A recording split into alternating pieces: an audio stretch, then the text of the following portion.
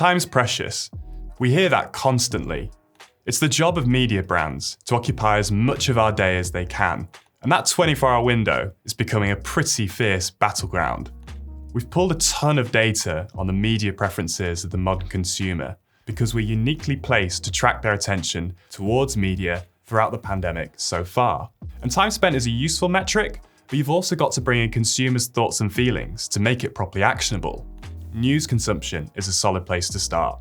We were all glued to the headlines in the early stages of the pandemic, but now fatigue's setting in and people are expressing less concern about COVID-19. It may seem like there's not been a great deal of good news in recent years, but publishers should realise how much negative stories can turn readers away.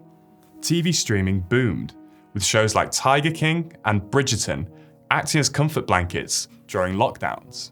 But more and more people feel streaming services are too expensive, which has already led to around a quarter of consumers cancelling their subscriptions or to think about doing so.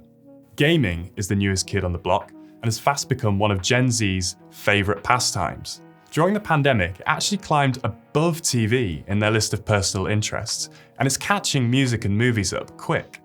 It's definitely not a fad either. In places like the UAE and Israel, where vaccine rollouts were fast and restrictions were lifted quicker, gaming continued to grow as a personal interest. Audio of all kinds has thrived over lockdowns.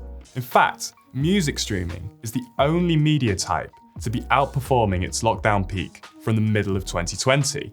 And one area that's potentially pushing audio forward is screen fatigue. Searches for eye strain and glare were through the roof at the end of 2020. So looking ahead, we may get even more people opting for the screen-free enjoyment of audio. The way we see it, there are 3 ways to retain or win over customers in this attention battle. The first is to focus on distinctive media assets, like gaming enjoys with the multiplayer aspect, that keeps the experience unique and fresh. The second is adding meaning to someone's life, not just grabbing their attention, by helping them discover new things they'll love or cultivating fan communities. The last one is escapism. People may be feeling stressed as we move from pandemic to endemic, so the media they consume can help them escape everyday life.